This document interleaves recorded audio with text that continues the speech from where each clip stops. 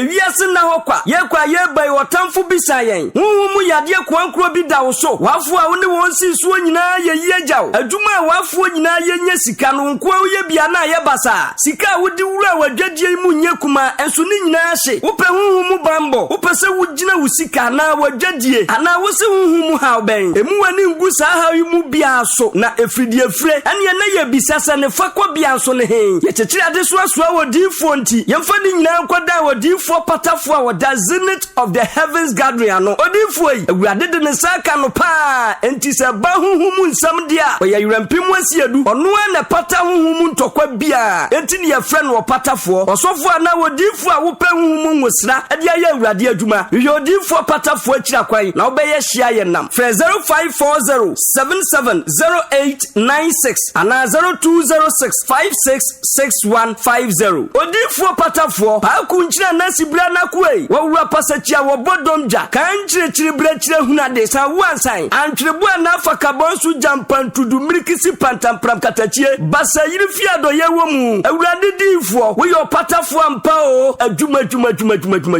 Right, I was saying for your movie, I call Baba Kumasi online television. Samla make say, Emrason say, is your prophet or patafo, our that the zenith of the heavens gathering. I know. So, Payina be dry, ye by church, ye disuya, send ye the BMC canon, ye disuya, any other church. Prophet Atnasi, enche Kurama Kwamana Kwaba, na ya heard ye ne. Ye see the Yame, some Humu no be siafa. Samra make say prophet enya atranse prophet memo akwaba na boko de prophet aso dan ho boko asolema omo wa bruchiri Ghana for obi an ye ye danya me ase prophet enne de ye nkomo no na me pese ye hyase afri Ghana ya sofo nyame djuma no dodo ani je ho nyame afrefre bebre ayeye nyame djuma no asofofo ye but opa Ghana ha prophet minima manone de but Ghana ha de prophet asofofo ni bi ebre a nyame djuma no eduru ba bi ana ne ye because obebre si aso dan akọ FM ye radio so etie ha TV ha ba ye jiskapa bi be ye advertise so asole ne ye no akoye afrusan ye ene nipa no beba e kira na omutifie eduru ba bi kura obeye watch night be ya fe eka asole ye na akoye ka edom no chase ne banedin upeja asole na esa agiagu eduru ba bi ana ma nyame djuma no prophet ya sofofo ni bi bre eno na ma yese no na de prophet opatafo prophet wo de banyame djuma na misalutu de na wo ka fa ho nyame djuma no de na ama akoye denden ama bi esi anye aso ma na yaso aye den ana sofofo na ye nkire no bibia ba ho ana prophet wo de ba se ya wo na ye frewo prophet opatafo de na wo ka fa ho nyame djuma na fom esi ane ye aye den papa me da se bebre me chi obi bia o hwe mo a hwe Kumasi wala mo hwe na bochi ba bibia Ghana hye so chi obi bia me da se bia mo question na wato ama me no I believe say obi anyame afre obi a no so fitin ya na wakote asori cha yes nyame fra so fitin ya na wakote asori na enipa o mo basing on gifts e de kote asori no nyina. Oh yeah, obi on my gift to also. Yeah, oh gift I don't say otimiti sorry. Oh yeah, gift near the amount. Gift near the amount no. You permit so otimiti sorry. So what I say. Obi a why wadwene say person oti sorry. Na Nyankopon ama authority. So we right. So otimiti sorry no. Of friend down so you say some more. Yeah, me friend wa ma wani nji o. Of friend kra wa how. Nyame from friend daw so akoba bia na ya hye onkom e friend daw so friend daw so nyame from am wani nje say nyame afre me kura me godi so for ala da bi how kase na de watum prophet opatafo oh yes so for bia ni asem fro na akofa ba no nyame se be di na so for how yeah prophet opatafo yes be ye nyame djuma na ye how yes mentia se ji so chire mu ka am try there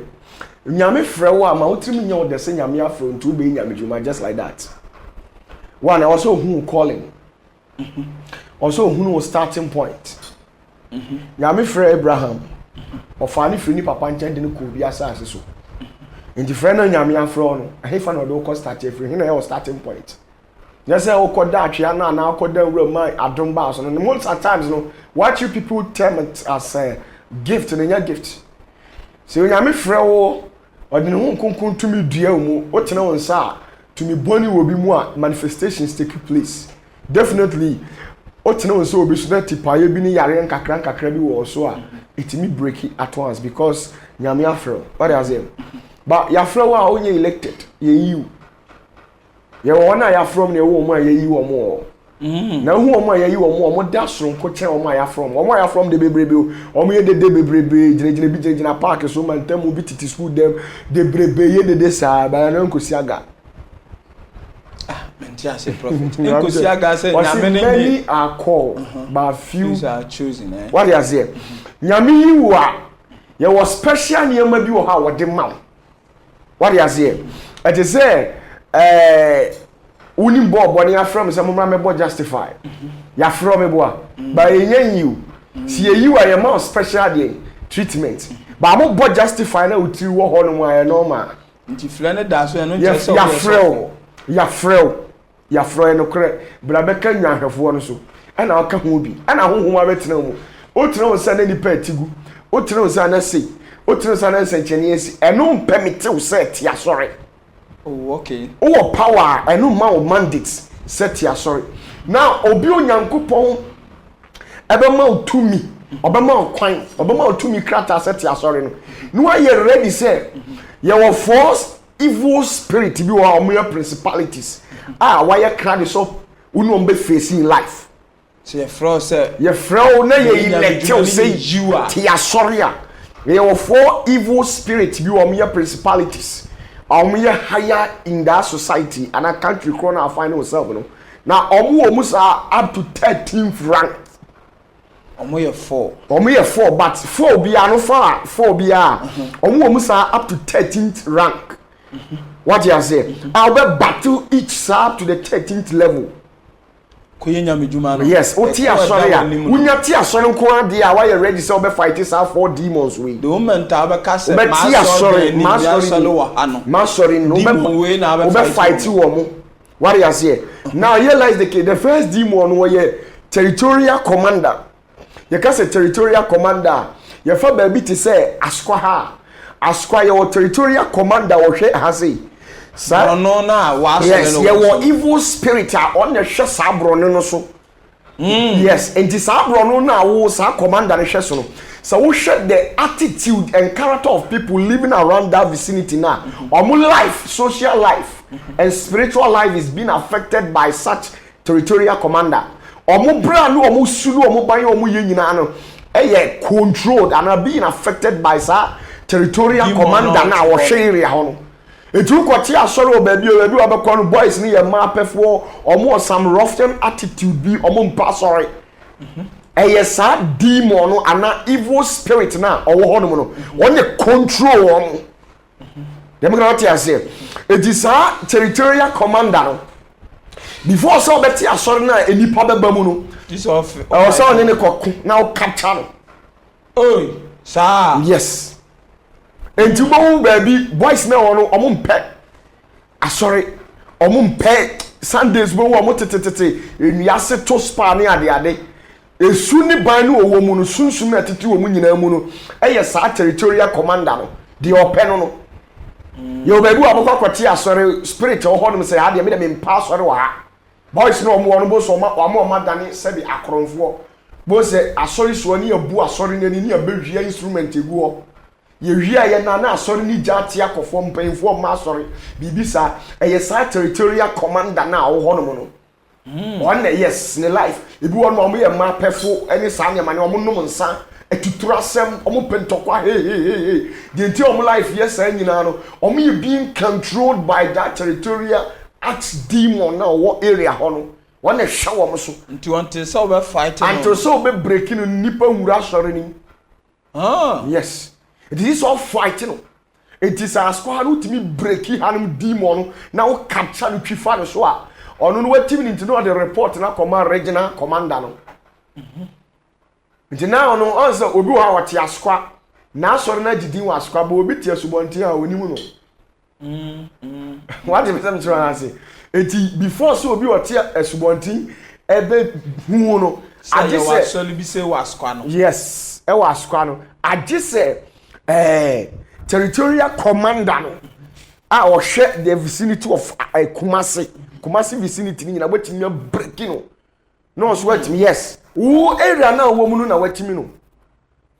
but since the whole Kumasi ni na beti o kan no just o break wo no ansa na obi wasubonte a watimi atuka asa me ba wa sori wa hanya ra omba okay kwa wo area kwa wotimi break wo ma wo area fo nya dey ma sorry how much more na area bi asonasefo be what is inti asonasefo so territorial commander ono so ho a ono so wo life ni ye affected by such territorial commander o hwe ho what is here inti this so break this territory answer na wie na now the what's our call regional level what is inti sa regional level no ono so before say obetimi this so breaking answer na obi wa Ashanti region wetimi ate wa so nka no wa ba wa so no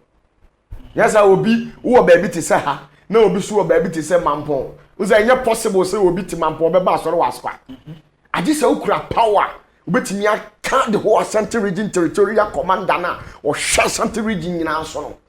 o kana no to silence no ansa na obi free Mampon a what say yes soft bi wa ha enye FM sem aya soft a good radio city TV so ma preach and crofo omo did the cow stations from which near country. It's not about the message you have. How uni message chen hwan? Unti message in chen bia. Before say we betimi ate nkan. Agi so wo kura nwosra area na wo wetimi a break wo bia ate na to form. Ansana oh yes ansana ate nka. Eno ye ba akompo no no. Eno ba akunu na adwuma nko ano no. Oh, so I just and to hear regional we are not work on national. Obama national commander no share the whole Ghana so that's what free region to we want chidin the whole original war ba kwa that region obi animu. Oh okay. What is obu Kumasi how your guy wa ba kwa fu obi ani ba kwa Accra onimu no na so untimi konfa the whole Ghana. So what you say? To demon or Ghana so just silence and all breaking and son will be to Accra boss and I cannot work to car. What about was for Kumasi? Ko be what Church of Pentecost or and Kaya didn't think I was said Sunday or back Kumasi sorry. What the day? But Obeba dia na sofu na ohana no wocha. Bia o woja bi otimi de saya me o here century na hwe de o hustle na partner yi no na de number. Oh okay. What you say? And to where sir commanders for we no omo na be fight with the attitude and character of people in the vicinity in them permitting manipa nti won say ukwati asori na wosofu na ahwe bo say area hor boys no wo attitude bi omumu ade edura na de omo ne na nam ne ye hita ye omo no num wi nyoma basa e territorial commander no ona ye sa nyoma no to manipa ma asori ni mu to bi wo so a fortunate incident wo mu say obu a wo sofu no territorial commander no hwe area hor no o din chen nti wo kwati asori na no adi nka child wa hye sumu nti wo ti wonyina wa asori ni ti sumu atunim ba wonim wonya wa a wotiam yesu betie mu abompa yesa no ma be ka kire ma sa wo ye dede wo pedede to wu ma asori we ko ma ye na de bia mu kwa na nyameni mu what do you say nti wati me break omo be fight o they will fight you saying na omo attitude you are bringing in a new content. Oh okay. What do you say? What the foforo neighbor area until some fight you. And so we we no ye wo infernal ambassador. Infernal ambassador no most of times no ya or ye necromancy. You can say necromantic spirit or samanfre to me. Samanfre to me no or ye part of chthonic entities or mere dreaded deities of the underworld. Or ye in the form of a serpent. Or to say wo. Into one only the say unya ti asore unya raise puppet anu abeda so. Or dividing itself into three. Into abeda puppet or down puppet nanim into the oil say. So who preacher now or translate or kasani into the ears and our congregation now so wrongly. Into who preach you once and now one sorry man or person or try one sorry man say wo di wo mu na preach it will create confusion the two asafonim etina emakuo panyin bo so otimi fa makuo panyin no atwa bo asore ma no rough si makuo panyin we de nanum kasa nya de bra omutimi fa sofo ma me nanu adi ato obu asofo preach na asem ntokwa asi ase ho ono na yes anyem o ye mfe na ambassador wo mu anu wakun obi di na hyew yes sofo no wakun we wo ye ntino wo ye chthonic entity no wasaye o ye so be nyamedjuma na aba ono ne de ne se asori ni inside no this say yes katan to wo ye in the form of bia asori bia wo wi ebi wo Pentecost mba bia wo pass we America asofo na animo they know themselves onim de wona asori on the fight you on fight you ne de ne se wo o ntokwa sisi asafonim no opam nkrofo nti wo sofo no kretori bi otimi de abufuo show mu now you being affected by the attitude and treatment our wife may give it to you nti wo ba that dey otimi twabo ma wa asore mu onyina na ma na be offended ba wonu mu asem etere bi abo se wo overreact wo preach abufuo so na wo didi atem affect church members no na demon no ya infernal ambassador no so e kire kasa na o kan tone as because o mantri for mo kon ho ti asofo no bo say sometimes o ta so da ehu wo to o ti asori bia na gu starting bo say nipa beba ko wi atia na atene senke 14 20 na asori na gu na church no auditorium na dane amanfo so o wo no ye sare enim se bia ja wan kwa ntwe atwa tumi ni atwa de se tumi bia ni atwa sa tumi wa atwa na Nyankopon ti atwa de azanka so yin go wu atwa atwa de se ye bepo na akotwa nyame animu wanya adom no that is why ko Israel hono no omkura hia woje dem kan wate ase God is everywhere. Don't restrict God to some particular place esa na onim de so yat Tofo awo gidie bi se di se me copy po bi so ansa na nyame ahia me wo no onim die so ti obi eni ho copy po bi so abra enye nyame na katen se hia me wo Moses copy po bi so oni nam ni wura mu sa na nyame yi ni ho ade kire na when time nyame pese wo yi ni ho ade kire na in the burning bush no nam ni ba bi o dem kana ade ase enti 2 minutes atwa mountains and na se 2 minutes Israel nembo mu nyame na ka kire se hia me people we so a na wo kwa wo hia wo obi ada atwa sa ye fasting ewu na ze atwa mountains from the Daniel Dwamambo obi ne yere kwa na wabo no ho nti fi bebre na ko obi su koma demon na ye familiar e fa no de na be adwuma.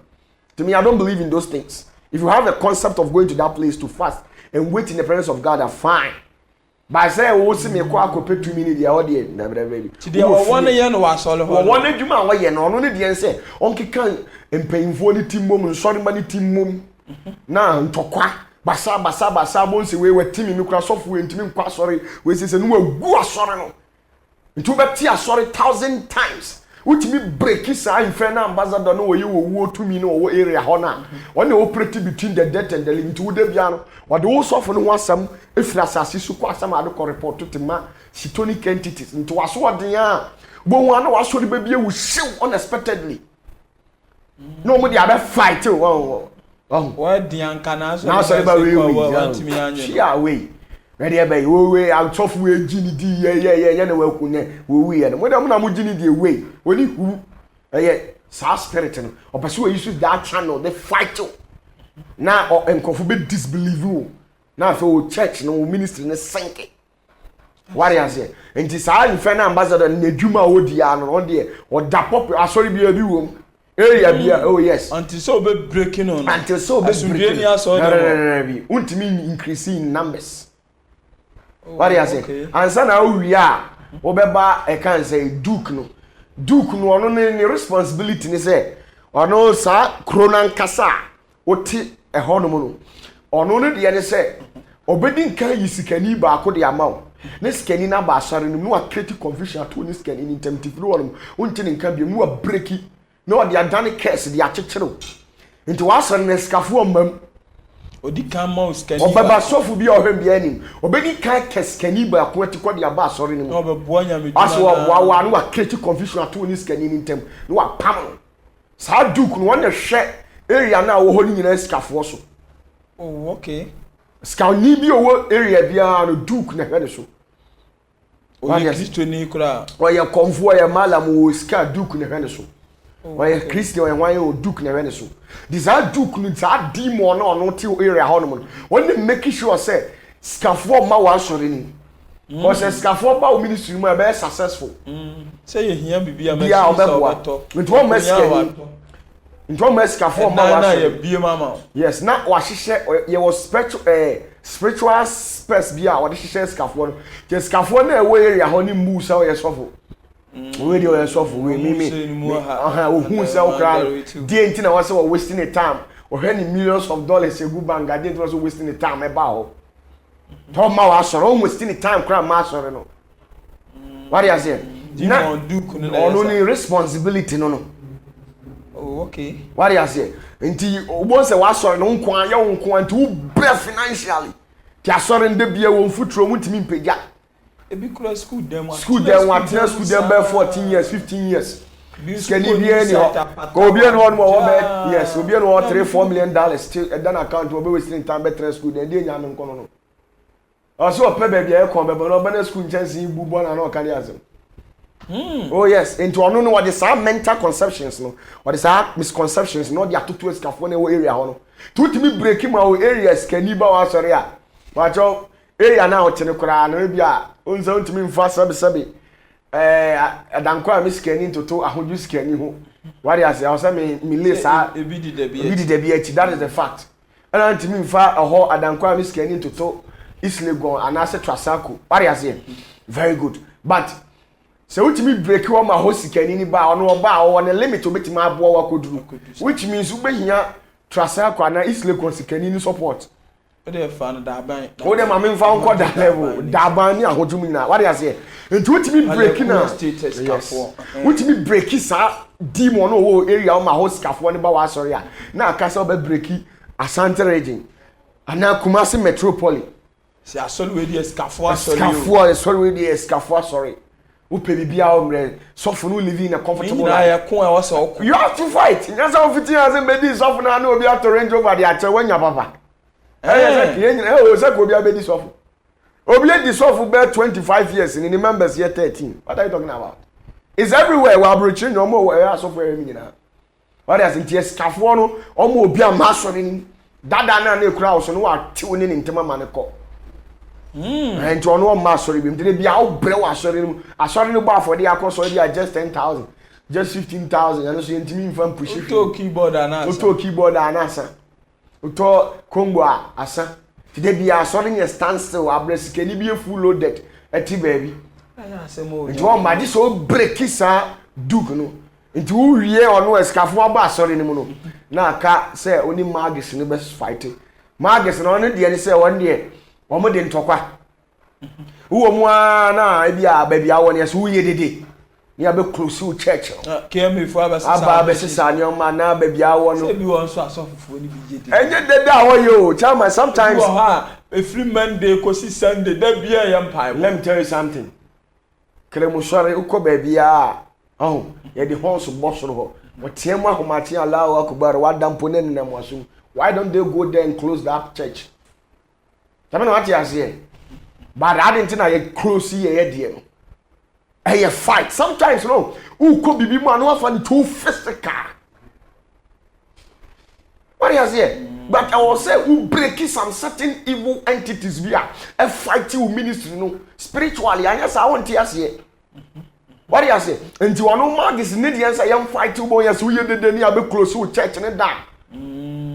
Oh, I know I'm where the antrobia torso. Na nipa nti wo ase ni atwetwem konti bai wo ne amo akoka ansam no wano apa nti obi bia wo ye bia ase ni nyina yes ono market no no ne die no ne die yes problem aso for create problem aso for akoka ansam bi na tija na famfo kuta wo ni egu anim ase se ne be ya o ministry ni be kofo okay what ya zibo ana eja pa ho yes wo sofo yes wo akoyese Oswa hwe nam sa wonye nti wodi ahomtie ne agufuo wakokasa wo mwa na oyonko sofo bi na magis bi akotena ne mu no abetena sofo wo ye demon wo ye this no abegu anim asepoto manipa ato message na wo de ba out no to mo say wodi america kikikikike na obo sa ye ntokwa hey na odin asai ti magis no no de nti before so beti asore no ye prepare say sa match we nyina ba de yes ko e dan ye obi wa asore ba bi bebodua ama ya kodura hemfie ni ai sa monko fresh of ni mra na de na we ani ebusa sofo na ahemfo bebusa na sofo na de na won sore man bebodua sa bi wo so awon sore ma bo say demon na ma church members come here very stubborn. The bia on sort of creative problem or community or internet the bad a ye ever torso net tarnish your image. For none of the answer won't collapse and the length any breath of it me accordia collapse was sorry be obey. So I say to no responsibility no. To person tia sorry there be ready and be prepared. So be fighters are evil spirit forward. And out to me demon area. Kunso do be ko regional ho nti e kwa kosi world before say ti say opata for mitu obebe na abrochefo bi free China Korea do no ma twa plenty kitabegu asore dem ho no ma tira abreki track ma breki yes ma ko Ghana ko ma ko world akonka yes nti wo ti abrochire na ahwem ya oni wo hwe na wasa wo ba nti ya kon you have to fight. If you can't fight, how can you conquer? Madinga catcher say, you know, I didn't say your frost of the eye. How say you have to go by fighting in the a long line. So sorry no. I start at one point now to me break. I mean, I'm so to me break is evil demon. Oh wow. Yes, or no, shed that say also. It's not what shed that, but it's a fight you have to fight. He doesn't care. And this I will say. Ya ifra o se brabe military. Ah obi o ye soja man ya osuro wo da. Soja man osuro wo de what bi da. So we gina akono. Nti wo cost wo je ye o jitum so person soja ni dia no asan wo there for warrant. Say asuo mu owuo mu o ye ready so obewu. Bibia betumi ato. Nti na wo no yire kra ate wo na wo bo game kra na ye twefo kredede no ajai. Said you were through level be also to me catch ataleko. Twas time the sadness of the etie wo sign o crowd o crowd to woni kwankanta say demon bi obekum won kumi. Ntimi so bekum bia ma yede. Enti na sofu bi to a o hwem sisi a na sore no bre wo mu sa wa fight ya ma fe ministry no agigya. Enti obi wa demon na one ne kono. Untimi. This okọ pe obi ono no odin. I will bet me a busa demon, a man no about a cassette demon. Now I can't capture. So I just say, you beat me by come out. Said to say, spiritual father. No, spiritual, oh, our spiritual father, baby, I sorry, Nankasa. Spiritual father, and feel could oh, bow, or babu, who knows, and as of one to do, ya consecrate to a modern was ragu also. As still almost fighting ministry in internet. Ya won't grow away higher people in the society. Energy no kura no demon bia hu omo makodi egu fo. Oh okay. So did this how do was one come san krofo no. No ma fight here. No more about area have a planted church in very well. No more breaking all the four principles na principality no omo hwe area ho nyina omo make sure so ministry be conform. They won't breaking the purpose was starting page. Now we enjoy was sorry the fruit of your labor. Yes, I'll be stuck at one point. I'll be blessed. I will use you found. Wow. I was for prophet or patter for an assembly. And no good so church. When I say you man enough for more. Send you see who no send your sanity. Aye, prophet, me away. Obu ha, so for you ha. Utimu said. Waba bo one desipa ya kashe sofu we dey o man nsa so na domu tigu wo de nsa kire wo fusu na onyem but ekutama ba unsa fe team yes sofu no na okotwe mpena bi na adom ne ko na okodidi obi atem na yate no na eno basa eno so say na siba prophet okay me that say we sofu our first who level our spiritual rank. Sa I was who level a won sra ntimi ya adwuma kotu ya wa asofo bebre edu omagu the third mansion spiritually sa third mansion hofo no nyame trust wo mo na asofo ya wa yesofo ba nyame trust no ntina edin se nyame beyi ne ho adi a kire so oni ni din komo no age se da yeso mu anasa ni so ade hu nyame da hu Jesus da it's a dream this a dream. Unkoda ya nyame no nkasa. Unkoda ya nyame no nkasa na wonsi utirase na wani abia unkata wani adabi. Omo yen sa asofo no omu good third mansions no. Na sa third mansions for no so omu levels 3. Obi won ma 2 million kura na nya odea. Na de no nkonya. Yes. Obi wa who study and asofo bi. Ana ode ne nsa to so. Ana ngosra na e won so ni bia ye de. Aba oso. Ana wakoye fasting na omu ayeduru. And how they bore wonders. Sir, in Sunday at the toast, and was run what level where you Juma could do. And the and was run by your Juma for 5 years. 5 years in so I was so cox and massa the pan what in Satoso. As I renew beam. Oh, okay. Sass off one your mom will see. Soon here and Sano. Unyansano ba 2 minutes be ya wo dia e wo se woko 2 minutes be ya wo dia se kima nyame kire wo chiwade. Oh, okay. Njo ye sofu wo ha onim na chiwade njo we na de say test like that ye wade a wo de kan nyame a atoma chedie bia wade ye de kan wo a wo be to form sisi a njo obi wo no anka se wonim ade a wo mpe. Oh, okay. Kurukuru mu no what you say wonim ade anka se ono anka se 2 minutes kura na wade ye nsenkyere ne wo ye ompe. Ana obi wo so a adoma chedie ne te say yama o car. One to diesel na petrol ngumu abe adwuma. Petrol na ye de be ma wagu car matima ma na effective na ye nipo de ne sabeto so. No obu musra na ma because ankofo no munya asi. So ati ase eti wona o third mansions for ni nyina sa omo e wo sa sunsumu wi asesa spiritual levels ni nyina no. Eyi wo mo a omo ni si omo ni nso ano wo gift na ekura omo no. Eti omo so omo ni nimde wo ho onim say wo hye nkom wo tene ne nsa mansankyere ni si but wo no ye nyamfa owura fourth mansion. Sa fourth mansion ye do wura mu a ansa ne ye de wakọ the chief justice of the tribunal ni mu akosore. Wo swear ansa ne ye de nso ano miensa na siw so na tumi na ba ye wo de no wo hwe ase wo buru ahwe ase so. De obeye bia wo hwe ase tumi ne ye wo de a. Ba odu ayamfa wo chief justice of tribunal ye owo fourth mansion anim e ma wo nkosore. Wo swear Moses, Elijah, Jesus Christ, Elisha, they swear in the presence of the chief justice of the tribunal. I won't mean to hold the other crab and Yamuya Dayan. And you think I will do our swear into 2 million. It will yet do levels be almost a bit baby. Or Trafan China or Shiasiba could be another. To say binsu ya so fun panyfo wa je adwuma 20 years 30 years ba we ya na na fa acquired day ai yen silly gift no yen silly man or third mansion 10 mansions for no yes I be obi what third mansion for 50 years to the day you die still God doesn't trust you because na no ya ko SS level this all be exams a passes first second third fourth fifth sixth seventh rank no nyame mu kronkron na 7 up to the 7th rank we do 7th rank na and so one pass bibia nti nyame judi odi ni fie shaw sa won found that is why nyame yi ni wadi di kire Moses no odi ni ko see another 40 years ko so ne hwa kwani asabia mu tio tamwa John the Baptist didn't say to Jesus what you asmo kan o se na honhom ne ko sere so say enko so ne yeden enhwe adadua say 40 years days 40 days yeah 40 days and this ahono okoye exam sa 1 2 3 4 5 6 7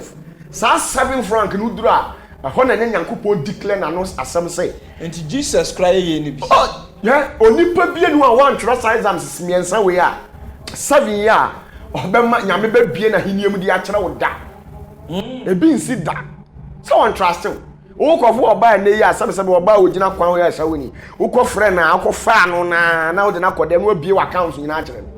wo be hida saa na nipa bi atie nyame fa wo hu se onim se ohun se wo ye ashawoni nti before say nyame no wo be upgrade to wife level no agise wo na wo prove na oba ya akọfa ni free kwan wo and ade ni ba fi ya so de wo di watem wo bo waso wo keke wo buru nwa baja wo be upgrading na do wife level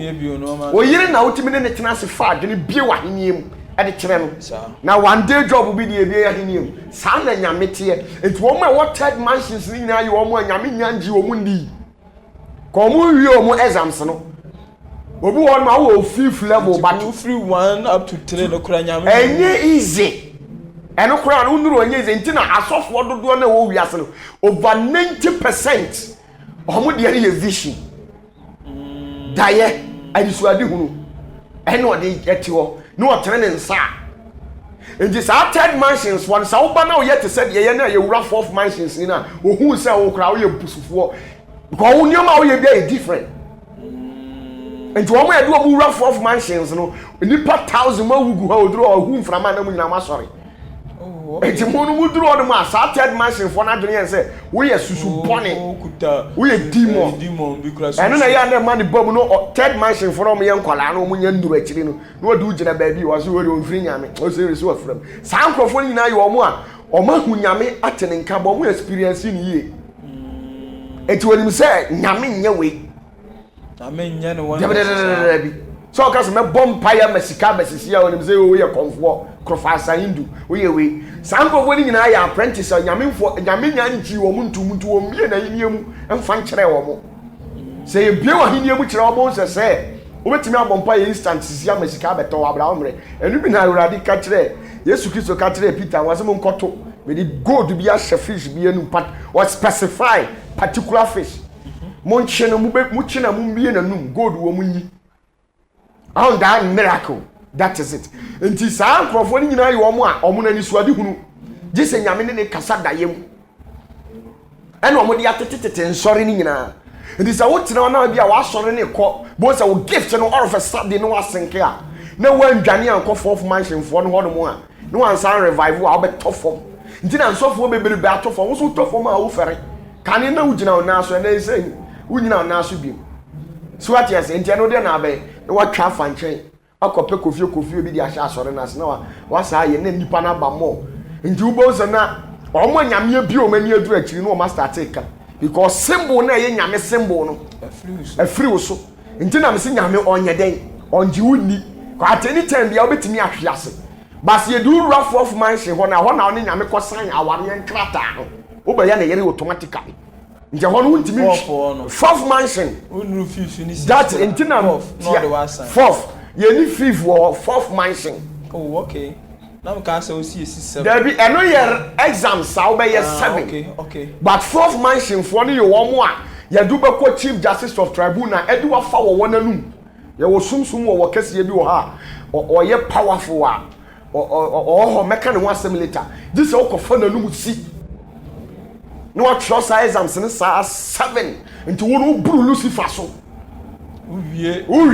for na wo buru ade bi ne wo Lucifer betima ye owi ase a wo be hwe ase yes na de be na wo betima ya ma Jesus ahwe ase dia na be ya ma Moses ahwe ase dia pa na wo be ye ama Elisha ahwe ase dia ba ade dia aka kire me utimi onhwe obura ahwe ase so wa buru obura ahwe ase so and this our year exam said year exam 7 sa 7 rank ni nyina wie ansa na ye de wawura fourth mansions wa ko swe eno ye wo process ye de ye wo ho wo be swe so te said ye wa ko gitumi wo buso bi wa wo swe de wo kra din se prophet no bi wo third ho na mo am fourth no mutimi bua no ma no timi oh yes obi wo no mo a yentimi untimi mompa ye manyame mfa unwura ho da this will be na introduce you to the fourth mansion yes na sa mo de mo ana mo fight wura na na obi de untimi fight and nti na mbesa me kire o say ye wo obi a ye man spiritual calling ye de honhom na nkasa for calling no wo mu san ye wo ma hodo miensa ye wo physical calling no ye de hen no physical calling na ye asofo na omudidi asofo binum na ase nyankopon ye omadom asofo na ye impartation amo ene omo so bedi asofo en na ye physical we ye physical callers okay ya frem ntimo no by mistakenly now ye mistake tia de ofrel etete wo no mo otimi curse wo sell and how sum ni ye so a wo sum ni ye ade bia no sa nipa no na onyame nam no so be hira wo da mo ye mo amunya mo physical calling okay what you say okay and you were intellectuals for Naija this all wie bible school school ko wie university Naija o ma hwe o de wa hwe o te Church of Pentecost asofo no bu a akọ Bible school adrechi no a wawie why degree na eja wa be di kwada so church of Pentecost sofo ko na bra ho aspa wasom no mu ache intellectual color o frɛ no na ade tim to de wo stand by baby okay what I say ani wo mo a omukura spiritual calling omo na eye higher calling so me nya medjuma omo na nyame hia omo one on one do ahonkonkuru na meeting no wo hwɛ powers on say Paul you obi an frɛ no spirit in the share na crash no once wo hwɛ Moses a obi na frɛ Moses spirit in the share sunsun mu frɛ no once wo hwɛ obi a Yesu you obi an frɛ no ono a spirit in the share no it's a spiritual calling so you mu ranks are three obi wo no ma wo level no usua nyame nya trust no for no level bi nti wo de no de ma visions obeso dan na okura Bible na bia wo preach na wo tonwom na wo di domani na wo do e bia burofuom na wo tutu aburo ni nyina na e bia wo di nwan anim ni nyina kyerɛ sɛ obedi sofo but I know your spiritual calling but I know no ye lower rank wo nya nduru levels ansana ya ma second no na no huhu ni besi uso batum fa wani hu no yes obefro ba won tene ne gise okọ sofo bi ho ne wa hye onkoma ka kire se urade kasa kire se wo be sofo henu nis yidie no Samuel no ngeni trust ni ye ti nyame frɛ na no wonte frɛ ni ye ti okọ odifuo no ho sofo panyini Eli ho no ka kire se de uti ne ni biemu a ka kire ne se ti no spiritual calling but I know your second rank. And so the third one is the highest most of the spirit one on one only gina hot twetwe nkomo hu de yeko third no and no your last rank oba hu no and ye de nim bi no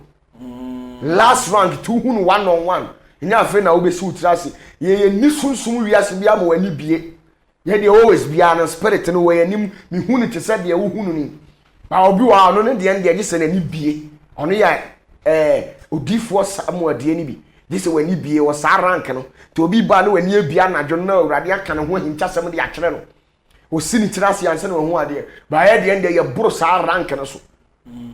dem ko na tia say and see another calling to be a wo sra na we as a result say nam say wo nim wo sra na kade enti na nim akira asem enti no nipa na wadi tumi no ma wo no ukodidi natem obu a ne spiritual father nya fight na spiritual father na curse no na kuma nti abaye sum di wachi enti gift na ekura no aye limited eye aduma for 4 years 5 years 6 years na papa wo ye software chenchena wo so nya spiritual father wo ye software wo so nya spiritual father wo nya spiritual father wo ye na timidi sofu bia wo sofu bia wo kwa manie mu a wo na be gina wachi huni se obehwe ase o se bia obusuani wo obusuani nyame asra no ngo nyame ama no tumi krata so otimi eni obi na wo right so otimi gina nyame anim kasa o oh okay enti na nipa bebre egu aso dem a obebọ mpa ya na nyame na ahwe na ama na yele da wia we o se o eye na ko mon bie na hrawa ma na koma nya kase no nya adede bobọ mpa ya na obo wa osmu nyina bie o lungs mu nyina bie afo wo hospital say masa obọ mpa ya dedo afo timpa ya no so na o bibia na o chest. Yes, I'm telling you, people who are permitted to speak for God to understand or to hear them are people who are anointed. And so no ria wa betie atrenefo and otie wo ma wa anointing wo. Tinyam paibo beble. What are you talking about? I watch na taya kwa na just nyame ti. Ntina me obi a bomb. So no so say your mom pie da. Bomb pie da wo mre ho. How can you pray without anointing? God will never listen to it. Yet then I to be bomb pie menya miti abran wo sra nka ho. Yes, and ntina me am kura wo sra ne wa nkura wo sra. Ye gina nyankopon animu a ye bomb pie obetie me no agya ho. Ani metimi aye kana na manyame atie manum asem abrame no wanya asem na me dibem na me difo sisi men na me santie because of the anointing enwosra ntie awrade ntimi ntie wo no wonjame enwosra kora me enti na Lucifer were very powerful and anointed than Job okonyame ani ma oni nyame twetwe Job nkomo on aware abranyame di Job share ne nsa no senka yade a Job nwosra so sene Lucifer ka be yedin nyame betie Lucifer no wagya Job o but ne nwosra Bible say Uriah na ne yere what you say na David ku ne yede e fa no so what you say I know Nyankopon am punish David or punish David ba mo hu say punish da ba da bi o wa sotwe bi ne no mi bi abeta David so aye moja no waka agu ba Nyankopon ntimi nya nwosra na wo David so no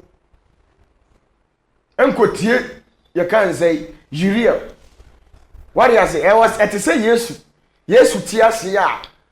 onu no di mu na nwosra wo na wo se wo pese wo kɔ heaven but onji Yesu ndi kwa be pa na be fa so abekɔ sa heaven no ene chiro no kora aka so obi nkɔ agya ne nkyɛn this one now Jami what you say wo say wo pese wo kɔ heaven by ye de nwosra na gu ni dini so say through that name you shall be saved wo so wonji sa di ni kwa be pa na fa so no anya sa nkwaje necessary say you have to get a spiritual father asembeto ube kwa manie mu ye den abehwe ase efi kan wa nyame ntimi hwawo nti I was say spiritual father na efi kan no no apagya ne nsa oh awurade hu akwa mobo sunsun penso na me emre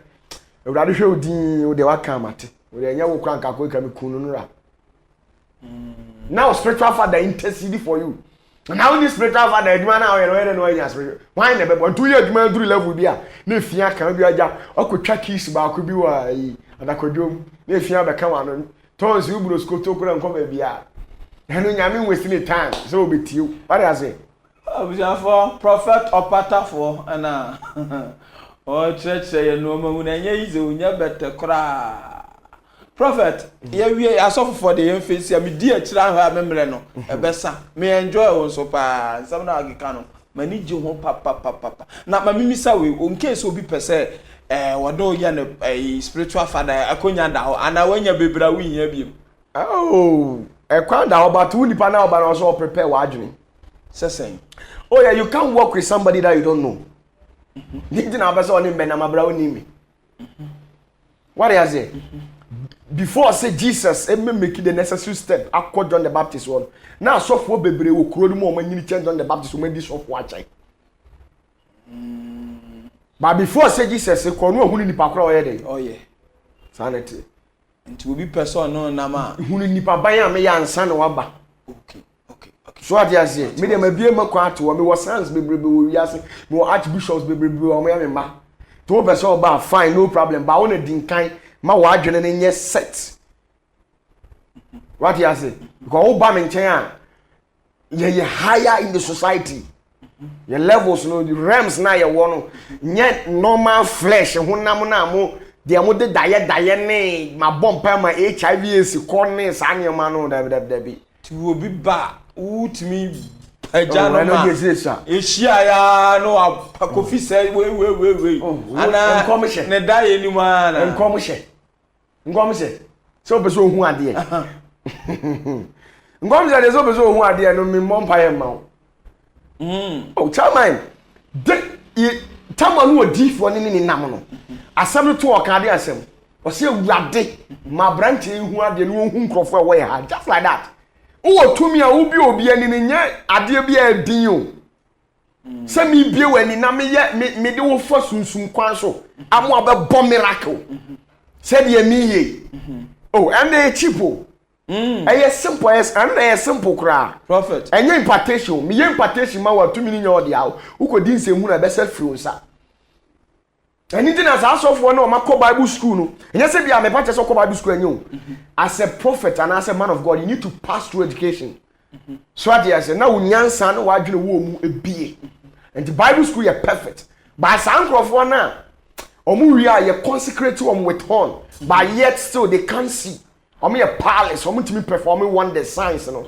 ankrofo ne consecrate omu do omu the second mansion for no ti ji so unya spiritual father bi twem obi obetwem na bi wo de third mansion what you say ansa na third mansion for nso 3 year na ko show bi of fourth mansion no wa twem do wura fourth mansion obi oso so no oje so nyame ne udin si ansa ansano abema o mantel amount so ano na afiri so wo hwe asibe ntu afiri na so wo tumi krata se wo hwe obi so a wo so di tumi ni adon ewura ntina ewura ka kire Mose wose fre num ba Joshua na fa de ye den ewo mu ni bi wura ni mu prophet me da wase prophet yamra ye ka ye adwuma ye man tutu na ebi adwuma no klanti na dem ma ye tena ase na asofofo de me de betwa mu keke adwuma sem Ghana ha de bia mampanfo e ba na mummi adwuma temamfo mi adwuma ba ye bia adwuma na prophet adwuma ni gina ma 2 years 3 years na pam atofom me hamani nka adwuma pagya kumase krodua mu kra agigi agufom no enye easy ebi so kra aduru ba bia ye pamo adwumayefo because secretary na yedi and also prophet it was so be spiritual realm no ye wo ho so bi ana system ni ma na yedin ye fa nsha kufu ado ne na ban mo okay me that's it. Every company bi ade bi ye nyina ni sunsun bi eba ho na mani enye ye te before say nyame kura bebo nipa no begina nipa ase ama na tim no odi nka adwene ho sunsun eye de se fata wo honhom ko wo dwene honhom odi bewura sa na tie ye ti ho yi we ye na tie wati ase te urade di nka adwene honhom kro odi bewura na tie we mama sa honhom no wonne kasa ye a wote ni nkan wati ase eti ade bi ye bie edi ba ho na mani na ye ngina sunsun bia no de ba ho na mani enye ye tu be bia adwuma ji so ko gina adwuma no spiritually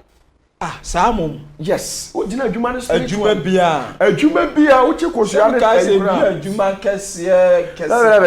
na yes fa question rade ya o mfi betimi ni se obebie school he me so me mfi betimi ni se ma bie provision shop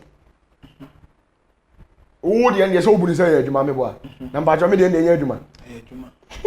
ti adwuma bia obebie bia na o de ko hye obi a oye sunsum adwuma ensa wari ase na o hwe akira ma no agina adwuma ni gina pa na Satan na ntwe amfaso Satan apamfo ye ena Kristofo de ye but omo die dodo no eguo no eye Kristofo ena me ba ho die ntia die ntiri se ba wadi nkanka o se esum no mari ni nyansa chen han no esum ne man omo hunu Yesu no omo nim nyansa che ono omo hunu Yesu yasefo no yes enim nyansa ese Kristofo that is it prophet Bible na ekasa oh chairman and so we wonyi ni na bi pese mi usa Bible na ekasa oh yes esum ne man di wona sede so o me tell biblical example unim say obi bie provision no de adwuma na ko hye nyame nsa okwa asole last month wan ko bi unim zade odi adwuma no ko hye no aye nyame security hye nyankopon we na adwuma patro security aye ntonsuo ma no wotimi nya ahoden be hwe adwuma no besum so se wantua na ka oma obeba sa na Kristofo tie odi adwuma no beba no odi adwuma na ba ba yeden aba hye nyame nsa no agya hokọ 4 months 5 months kura no o ma biem onfa ho but ma me nkire wade obi o court occultic society obi join Freemason obi ye kramoni oye konfo a ma me nkire secret wo de adwuma ne kohye sunsum no nsa eye secret society ko no join omu panyini ni nsa but per week bia no omu committee na omu committee o committee a no akoka atre sunsum panyini na odi omu so ne say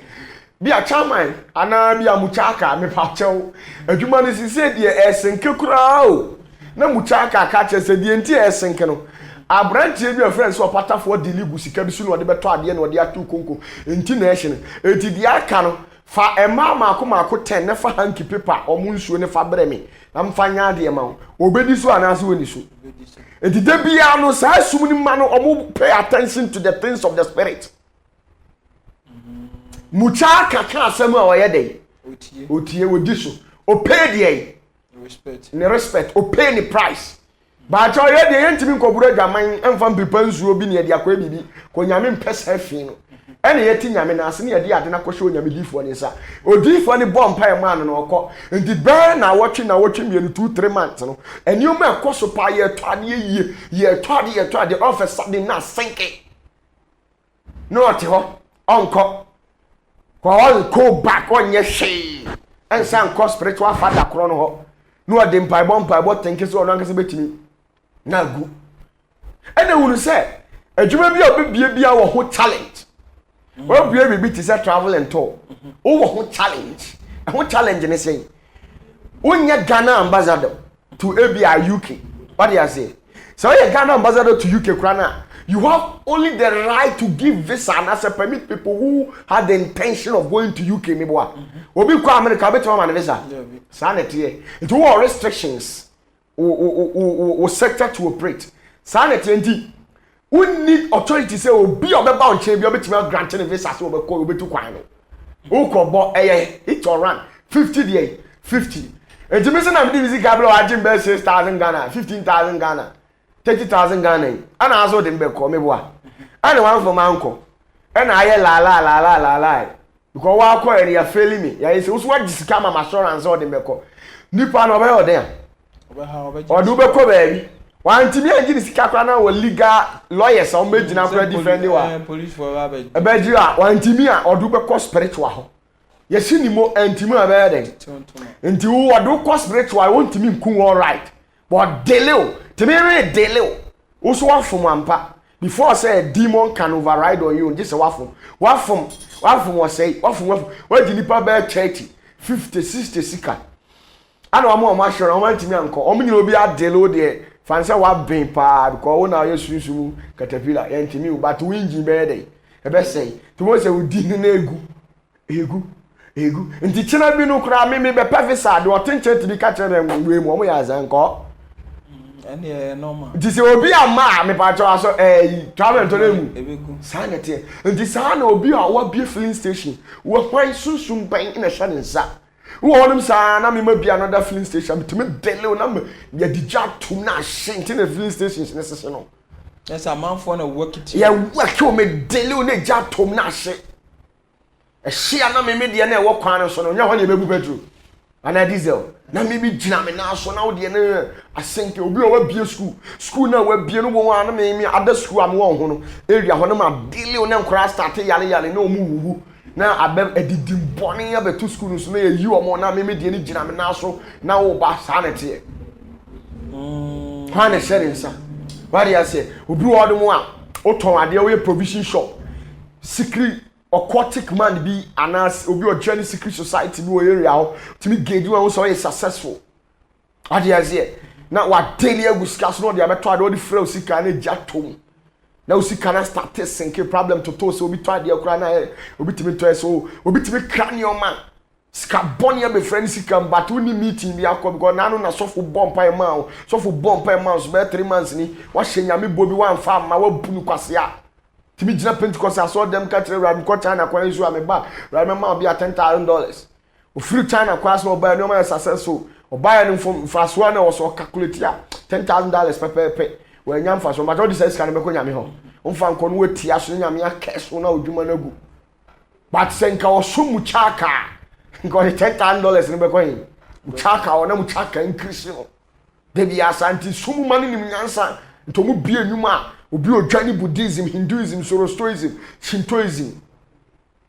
According to Luke 16:8 was see na esumanu nimnyansa sene haimano. Luke 16:8. Hiapa. What do you say? Yes, esumanu humu nimnyansa sene haimano te haimano omu bunya me kwasere nyame akese wo mo no mo life nti obi adwuma na na senke obi obo yiri dwetre se dem be senke bu kon kan kore. Ena o ya sofra o daily man o bompa ba ko on so no wawie se ma jin shira na wi jin shira na wi nto kwa be 2 months no ya top ya sa ba ni referee says spirit bi na bi kwa ama no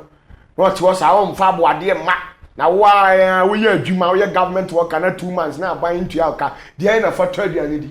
te wo me daily man na be 2 months ntumi fa title me fi o pese o kire me sei wo metua me nyame a cha yi di o de ma wa na ka kire wo akwese wo ye sofo a wote wo no na wontimi ntua boade bia ma obi wa wonya doye wonya hwe wonya sika na oyere no ma di na wo expect say nyame mfure obi na obi so meye wo sofo na doye what are you talking about wo pese wa asori mu bie batom pese wo betua boade bia ko bu wonu ma wo say before say wo meme wo fourth mansion wo third mansion metimi agi watoma introduce you to the light called Elijah and Elisha didn't kire han no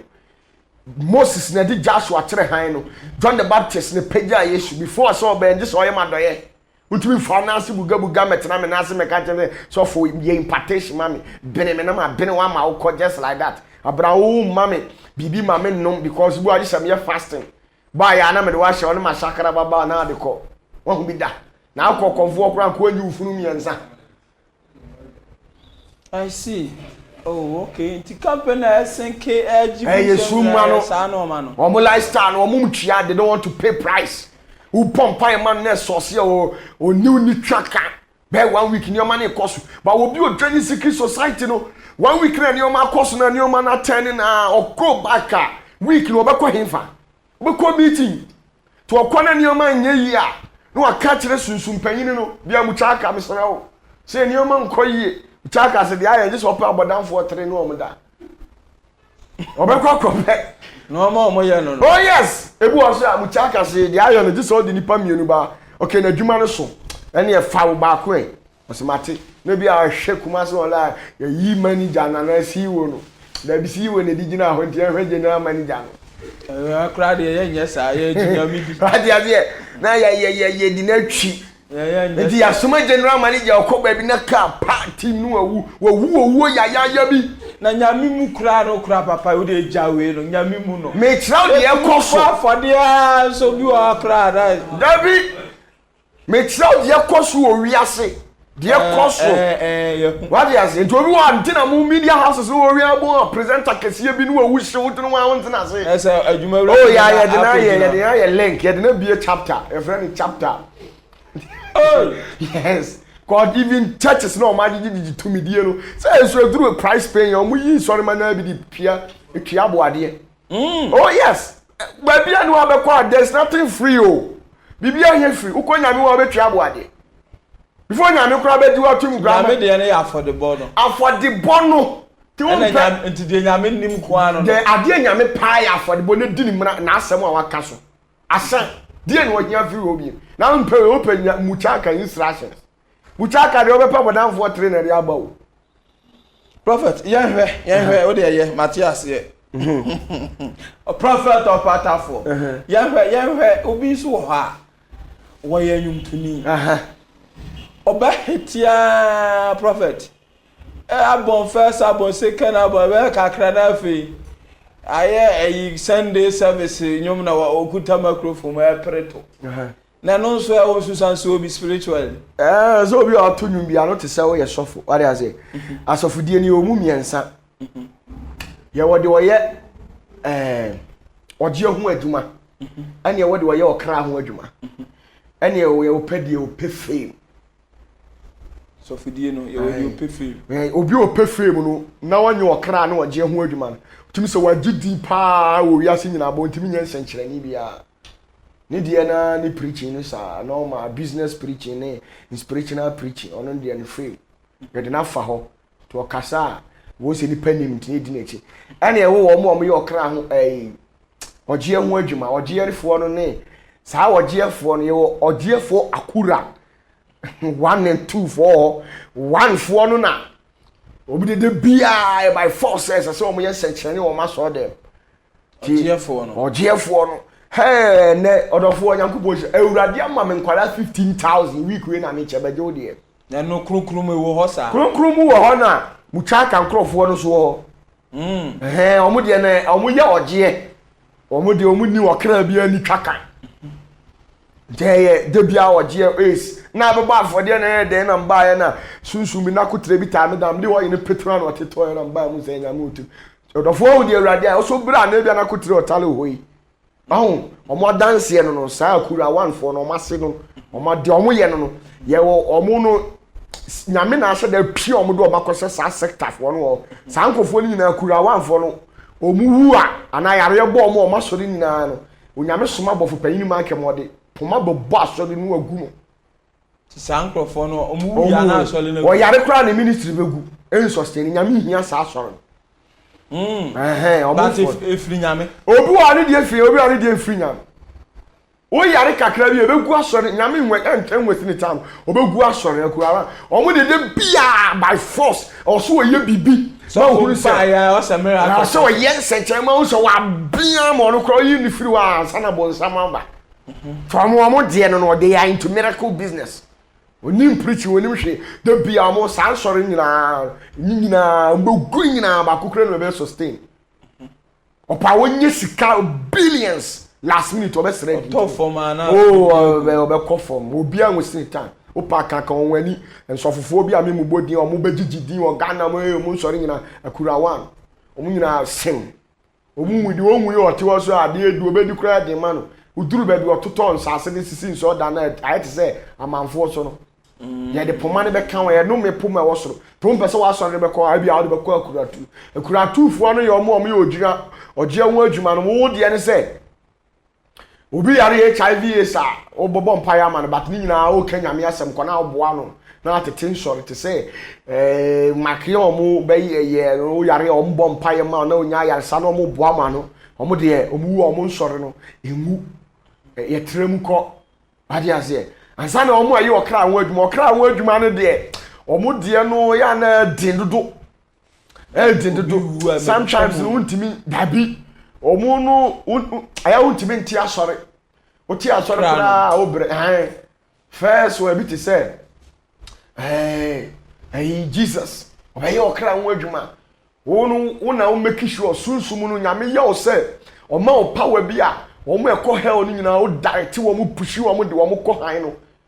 do obi so bomb pie ono no ti a o bomb pie no na o direct pie no o papa pie no mu direct no just like that. What is it? Yesu adwuma o ye no te no edin na dinti na asomafo no kro moment me anye okra ho adwuma omo ye oje we ye o ma wonders na omo soro bia no omo te ya anwu na ni mazam jiro no sa na tie to omo ye okra ho adwuma no so Peter mo no mu nyina wantimi anye okra ho adwuma da ruti okra ho adwuma na din o Peter ne Paul mo no bo anye okra ho adwuma o ye oje ti no se me kan kwaje sem de kyera o ogidi a na Yesu ajew ane ewo omo ye okra ho adwuma so maako bi hari ase ene wo fa sa okra ho adwuma no sometimes no ya na no ahuchire wo mu sika se da nim sa okra ho adwuma no ya nya wa doye da bi ko eno no o kaboni anim sa o se skeni so de wa langa dwe bi wonten sa on to kan no obi bia ya ogidi pa no free esumu na ade ne ko han ti Yesu nse eduru ba bi no ha no ka che bi da ma sa fa ponko emi enko anadwi enko teta bonko bi ba be eno kura achire meba ho yesi o mo ntu aka o fa ne force what do you say anu achire ye be ka ho ntu o mo onti se upe fame na adi se wo de ahonhom nso no nyame ahonhom nso no o mo ye 7 stars obi a wo to nwum bia no hia sa 7 stars no o se ye de sa abotire ni bom ma so o ya nwuntuni na pese ogidi o pese ogidi a ye wade ye ma no ye de 1 2 3 4 5 6 7 onyame ahonhom nso ye ma ahonhom mienu a ye wo level ade beduru ye ma ahonhom ye nsa ye wo level abeduru ye wo ma na ye wo level abeduru o just to mo ye 7 no asafo nso na onyame abofo nso di asie nya asori bia udi mewurem every church e was asisu excuse me Israel busuya ko dumie ni nyina udi ni wano befam no bi won so kra nyanyam nyum na otu ya so wa omu no omu tu hit ni so le kra da enso di okuta omu nyina ko tua price e was spirit bi na ase a ebu aye kum tete o techere maso oh yes I say o kan kwasi asem kra nipa di wachi enti forces na wo ketere maso na twi nipa ne ba anya onum abeto because you can't sing more than Ampadu. What are these current musicians doing that Ampadu anye? Ampadu kro knows 2 years and they also be ene de ne mre. Da bi nya de mre na so nyuntunu bi antwam da. Ontwam fasade ne show tim nyuntunu ntwam. But secret o me say, o level awo. Ene be kire susum level awo. Ensoroma dodo ekura na be kire.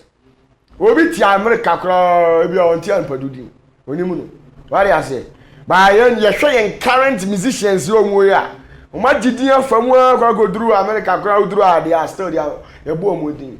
What do you say? It doesn't mean say na nampadu nya de o ya de but ensuruma no. That is it. Enti obi a otu nwum no ensuruma the highest. Obese di pa hu a. Ye ensuruma nsu bi e de bom ma so o your spirit. Asafo nso no nyina odi bewuram. Saa na obi ye Lucifer nipa no okọ. So obeto nma obetimi ato nwum no saa unya kapre. Sika mamu nya bi ansan ne. Ade se ye kwade ukọ initiate ni ama ensuruma 1 2 3. Spirit na o ma wono na depend. Aria ntobi pese wo sidin wonum to ma ye wonioma ye ma no ye wonioma nyina hu akonya ho oh chairman tinya sa wonne na ede na wo he woni e de chen hwan na oni e de chen no aji se du ura baabi ni ebie ha ba kuku baabi amo aye ni hwanioma bi ansa na wo ba out a wo bo wakora ni party extraordinary tina obi a wo ye sofo na bia wo ni ja wo ye sofo a ye wonioma ye yegu ketere maso na wo kasa nipa ni option o tie What is it? Ya time na so but dey me di wie ye sinka football dey nya free nyame football dey say mo ti amframa nyame som dey fa football nya fe ba say footballers so ya say asofofo timi bompa ejina bi achi mo mu gidin oh yes footballer anyema me na hia footballer na medjuma na yetimi wura oh yes I don't know to mean dilemma football si mo ti anu chama na sikaya na anu asori ba di baba tu collection woni so ko da ni mpinachi ana na bajo enem mempa na modern Ghana wana timi 1000 Ghana de che oba free abronje match omra bontemeka this e bia ya opata for mi ya na apart from say opata for mi John 3:16 for ndo den out to emphasize calling show we don beji match no number 2 oba yi okwaji match o this is sky brewe and we ska papa we say German sika so sometimes don't talk too much you are too young for such things the football no nyame nti obi bobo a ohia ne o matu uhia nsoro no say ye de wasem ma wo mo no mo de udin shita wiase nyina unsa asafo ne ye nso na wo wiase o one de menya abotrek udi ura Pentecost asafo na ura Presby Methodist na ura babia Methodist BCBR ye de penetrate twafa nso ase na udi enkoduru sa sunsun wiase nso no de babia okwa e friend Mercy obian what you say ni ama wo saade na obi town ohu wa na wo by force charisma what you say any charisma you don't have any charisma your spirit dey no yes animal no obi town wa o ye mistake ba wani betia wo na o tie wo ba ho a na adwembo na e woni tirim fa wo bia wesesa o point na kuma what you say wo hia sansoma wo wi ansa na ye de wakoma goga na goga edi wachi goga no no goga na your bofo ben no onye bofo a spiritual rank ba bi ye de ukwohwe ye de ukra akwohwe because we did not feel that answer na woni obi bo the same position before say ni pa ne beton just say why ye den this answer say ni pa ne be ba field so no I just say why ye den this say ya daily wa mo yare and a problem be ato okay sir when we both say because he say Mercy pa before say Mercy beton wan yare a obi betimi atu no yam no dia I just we pra na ye kobo mat serious bi na ntini na wol kotoje ni atwam enti wo dina ko bramas before say obi be ba so na I just say ye bu na mu manipa ne ba yes substitute the T bench no what you say so be nya bia so wo pra this wo pra na say this ya deal wa me ma penalty bi no bi ahwe nchen gbanyan na nkrofo na twa bo we de wa say wajimi wasa say yes ansa na ye de wo be wuram tini nyina enti eno no ya duma go ganya de wa masa net no obi adele wa nyeyi footballer bie no wo ha no de nani kan na bobo Ghana na we asibia na bere agidi omo de omani kan bo na omo anya omo odin omo nyina bokotoko ni ada small way yeah prophet of Atafo na abusiafo mote ne nka no yamre ne ko ba ansa na prophet bokon no prophet we de mi di hu adanse bio oye bi a ode aba Ghana ha last 2 weeks in our lunch oye yiwa na me de me ben unti me di kan nya bi as see e ho pressure aba me so no minim said de what trenya final judgment bi no nya nu na midwa minim said da abrochire fo ne bi nya bi na ayehu Robert mintimi yusu me de dam ka mu sisi a me yusu one asa no ma babia ade ne di mi wura ya ni bie bese ma ni bie saa babia de me kokko bae no afa ma bohu mintimi yusu biem prophet na final judgment dia na dia wura mu abofu bi na abetena ma na because me akasa me di hu adanse dia final judgment ye me na da ka ni mu sisi a mintimi yusu biem because me na ebie wani duru ehya na de wura na de wafa chese ebie no mani obi a ususu se uhu ne kura onkola blem no na akwafa na abekiro adame ba me keka na o kirekire mi unam si sa na ye na ede na ade ba wi prophet opatafo once medin ka catcho final judgment me nya this year call ya me say sizi me my hands am out go dey akire ni so 2 years out dey ba for only this year the year juma years na matwe esa record them say when you baby in there my catcho say a simple thing me dey am me timi o adaka ni the woman say nipa bia na also who way forward dem not ya say anything na wo te ho obi ka ho asem wonim isa kwa adwuma kwa otim ko bi wo ho denti na nipa no wo ho ba wonim oye ne ka wa no atwene de na be kirew obi wa wo gina ho wo bewu obi wa wo gina ho aka bi afọ days 15 days no wo wonim obi aka adwuma oye ne wa brochi aka kakra bi ama yayi wadi wonim aka kakra bi ama oba bi abodam wonim aka kakra bi ama wo company na hye wonim enti san ni de me de atwia oye wonim a e ka wa no wa ye merato as utimi da wo be da honum na edura na du pia edura ya menti ase edu be nante saa kopem se ono honhom no wo be hu se ode wonam kopem se honhom no wo hu na asamisu asanyame ase saa na ye nkrofo minyim onyina nim nkyerɛ da ode wonam saa no ɔkye no ode akɔ no ode say saa nioma na wo hu ni nyina no eye sunsum a ɔkyerɛ ode be ba ebi wo so a operations a wasa wo kɔ nioma bi spiritually enyome na ɔso be fa wo akɔ sɛ na say no ma ya hyehyɛ no wani ni nyina wo se wo ama wo say mi kura prophetic eyes na ye 7 no ni nyina me wo enti die wakoma betimi no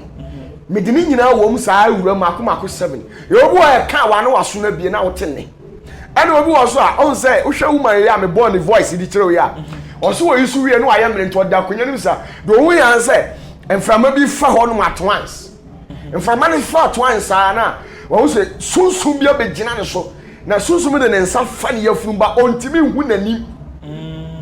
am fa bro de yam o hwa de na o de ne nsa fa so saa e fa so nti ase na ni kɔ ne san na ni hu ya o ye osɔre na moja atu ni saa moja na atu no out no okɔ hospital na fibroid na nane aye eni ne yam eni obio on the way a esi ade no obi wonu ma wo de no o spirit ni ntimi ma wani hu ade no the spirit ni ba just wo bɔ ma wo da kakra no apagya wo de wo kɔ no wa kyerɛ wo sɛ wewe wo de wo befa obi wa ma mi bi na ha wo nua bi na tete bu okra ya kɛsew e wo abusu afia ansa na wo de wo kɔ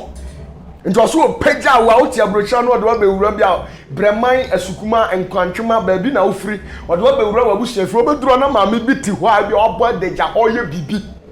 e tia wo na kyese saa nipa on na ye de how yes for instance we hwe man we a odi na dance a osra de na spirit no wo so ho na wo se obi asɔ de nsa oni ni di nkɔmɔ saa na ɔde ne ba ne krom a nipa wo tie abusuam wo na obi anim so ebaifo nti ɔne ne ko saa wɔne na ko saa na owu yan sɛ sekan nipa na man sekan sɛ jiwe wo pɛ sɛ ɔse be pɛ sɛ mikunu otwa ne ti ade ya kyenye no na saa nipa no ɔhɔnom saa na nye so wa frɛ ne sɛ ɔyare nti yare ya ɔmo be gisi ka ɔno na nka ɔmo de ayɛ de ɛde na kɔ hospital no kai ade ohun no anadwo no kwa no to wanye no yɛ ade ya kyenye na nipa na wu ayɛ ade ya di tumi ɔnya sa no mudwo ndinam ka tell say ami amahu bi ebi wo de osebeboa no mo de amumra me ka na dam sisi eya because of na me ka eya me pese me kasa bebre ya me pese waje untimi yusu ene de yesa wo suro say wo bewura sunsun ma na meje ene me kan de bia ene automatically enye me na mekwa ya ade na ma wo na no afiri he ade na ba wiase hu chama eya man yo man yo nwanwanan Yesu onyini wadi mfa nwura daye mu njire nkrofo anu si Yesu nya papa sometimes we are men di third rank for na chiwo omo na omo kasa bebre we ye sunsum we ye bonsa we no we don't talk like that onyame tumi wo ho onyame ni tumi ye dey e wo ho pa na before so be experience nyame tumi I just go through rank bi oh yes what you say go one prepare who a untimi meet e wo me entina me tro say me mfa nya adwuma wonya ya ade a wohu ye na wohu enu ntina wo ya uyisu ya na wa ye mre ya abeko off sisia uyisu ya less than 30 minutes now what that abeko off sisia e town ni pedrentina e hwehwehwehwehwehwam spray you know so there as a spray e hwehwehwehwam oh yeah we dey me hu bi da ye dey na ye what you say e dey cinnamon ka ho bi ana frankincense so say no dey e bi kan Yesu dey nti e dey kan Yesu ma di kan cheche mu dada nti enu ye dey kan na ha no pejaw do ko spiritual anti sunsun no dey akire ba be fawo no a chere operations tina me say final judgment dey nti amaka say final judgment reason is say wo out way obi uti abrochi obi akantam say wo no dey wunya nkrata and wa bra falia say wunya he say wo no a nipa dey this problem na to so no what are you saying concerning it and what is the Lord saying concerning nkrata na wunya so what the Lord will say is the final judgment enti wunya adwuma nya dia na nyame ka fa ho enti hunu on according to Deuteronomy chapter 8 verse 5 wose hunu wa akoma 3 to 5 wose hunu akoma mu se nipa nkwa mfiri pa no na ade bi efiri onyame nsem no ene ma nipa ho odin dia tosu bi wose hunu wa akoma mu se dia obebusa no eni pepepe na be dey enti na wotu de be na so meniska o ese de nyoma mo ayedea to bia de mo be hedea ma because wa akoma mu kire o so oni hwe de bia wa no enti me de mawa now what are you saying yare na da so fibroid na da wo yam no e can na da so what are you saying concerning a can ana me de on say ahohum e wo wiase o omu di wiase no me ahohumone nso we say Lucifer achiwade e ka ho what you say Lucifer achiwade e ka de nim e ka final judgment yes ana Satan de ewo queen of coast queen of heaven Stephen Madrat so what you say and the last one be on your Leviathan na o mani pa ho kire ne saa ne masresre ti ahomone nso na omu kutia nipa cylinder mu nya ka ho ye wa ho from cylinder omu wo ho cylinder ase na Amanda free saa Amanda na momo de saa no nso oni to opwa cylinder ase na Amanda free what you say etu omu nyina omu nsam a omu chiri ana ye de awuram ye de ama nti e kanwa e chew e higher forces ne di oil na chi e higher there forces nti na kanwa no aye no re nti nyese bibi wo ma sa bofu bi ababo kanwa wo so aye mene ne nyame hohom nso no ye wo the 12 cosmic ray light e pass through oil na me de ama e dua ne de ayo from Israel nyana me kra de ba ne ye ya de ye serious bi aye ho ne oma na ye de ama ari ase nti e kanwa woni say spiritual eyes no kwa de hende woni say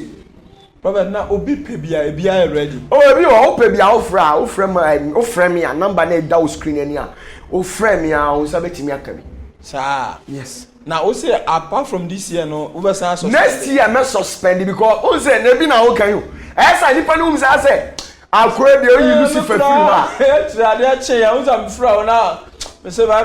prophet unku no ma na de ba kire wi o o soja bi hwe me o soja bi e wo Canada mi bo empire de amano na ma wo sa say o mere kakra na me de oil no kakra kan ho na me de ma no o abrochi but metimi abodin na me de si fom wa say e be kan e be fast as ni mu akan an sa wo nan si fo wo Ghana ha no yes na wo de oil na gu ha nti obi wa abrochi no odin 7 nsemfo na mbasa me ye ne bone a mintimi ye ne bone nti gise nipa ne ben me ana gise me ya ne picture denti na inframa na mo ho denti na nzuo na mo denti na jawo denti na asase ne ho oh okay tari ase timetime dua wo asase mu straight ma wie na ya na aka no ho ono o hwe mi o soja ne hwe mi me ya de man na me de bomb pa ya de man no me jam anade no kodan ya ade che wa offended we see we tu sa na ni te ya na ni asa also wa emre to kata na ni